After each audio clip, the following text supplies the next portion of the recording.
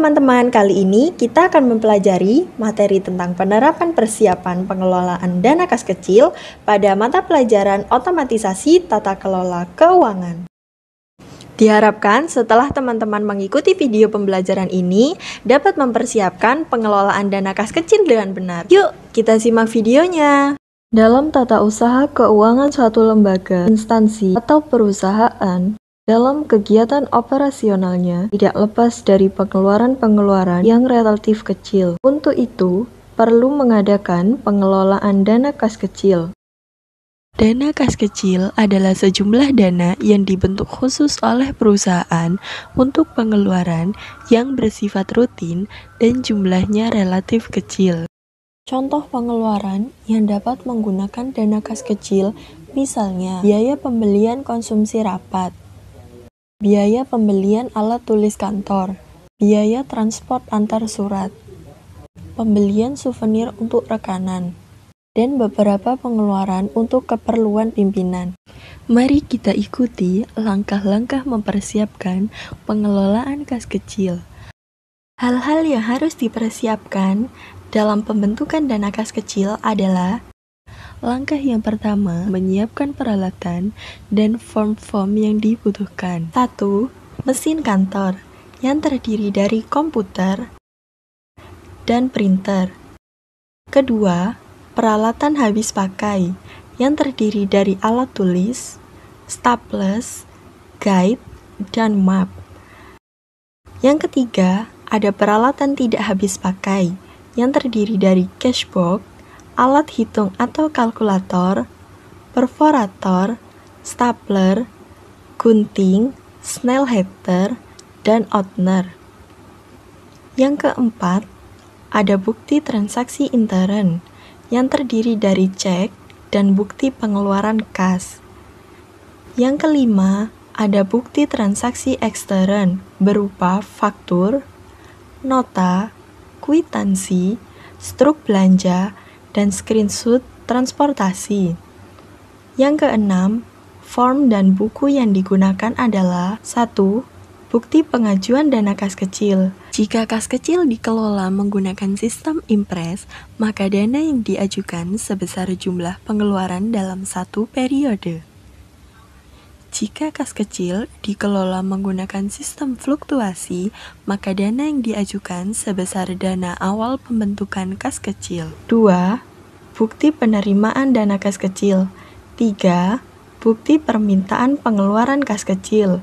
4. Bukti pengeluaran kas kecil. 5. Voucher. 6. Laporan dana kas kecil sesuai metode yang dipilih. 7. Buku kas kecil.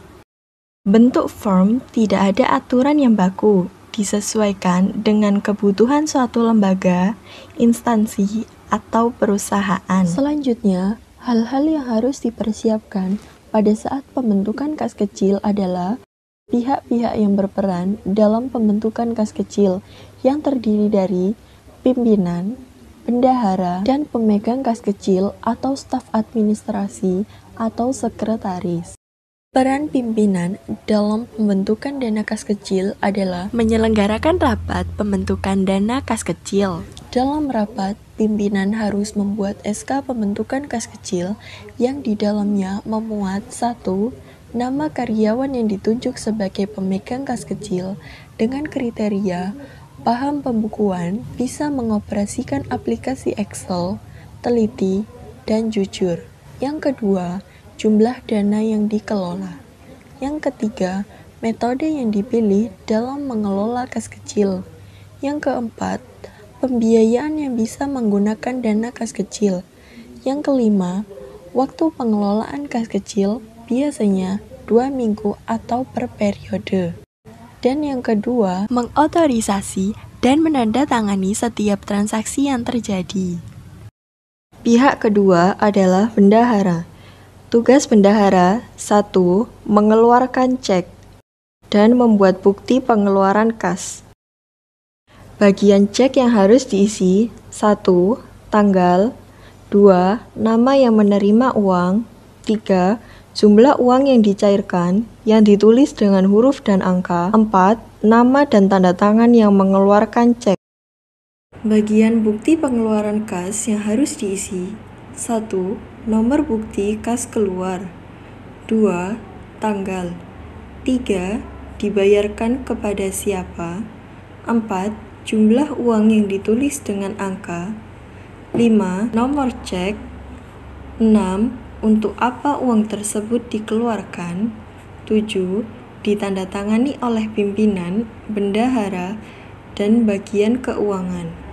Pihak ketiga adalah pemegang kas kecil atau staf administrasi atau sekretaris. Tugas pemegang kas kecil atau staf administrasi atau sekretaris adalah 1. Mencairkan cek ke bank.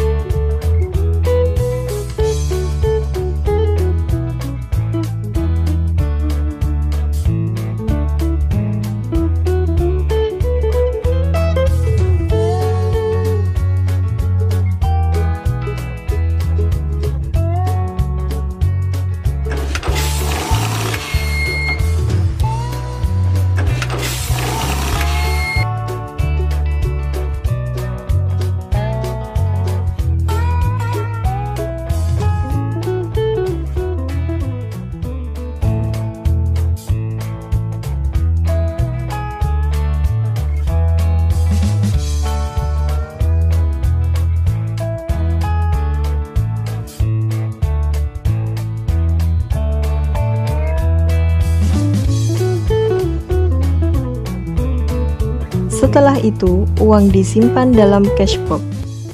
Yang kedua, membuat bukti penerimaan dana kas kecil.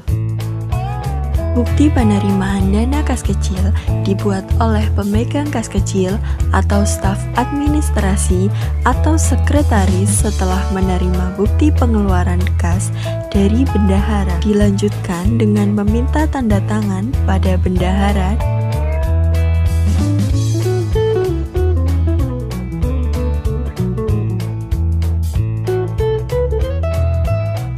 dan pimpinan.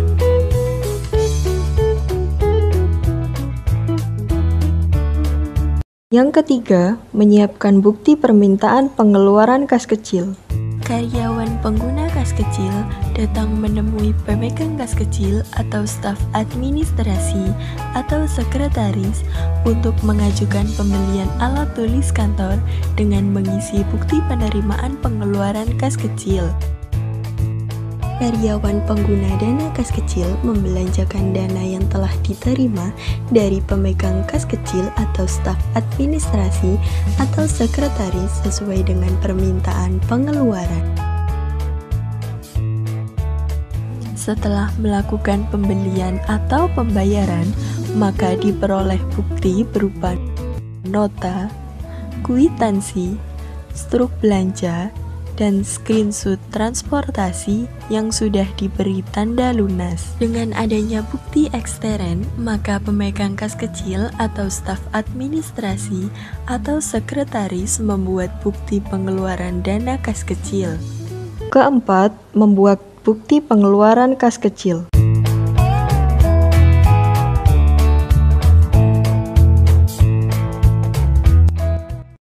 Kelima, membukukan setiap transaksi pengeluaran dalam buku kas kecil.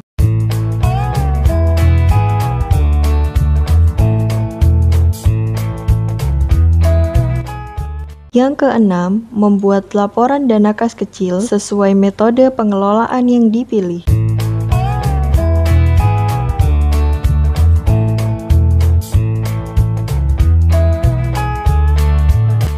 Yang ketujuh, membuat bukti pengajuan dana kas kecil di akhir periode.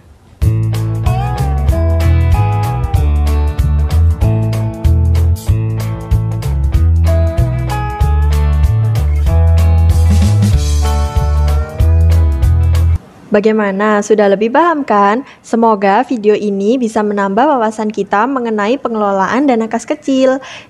See you on the next video. Bye-bye.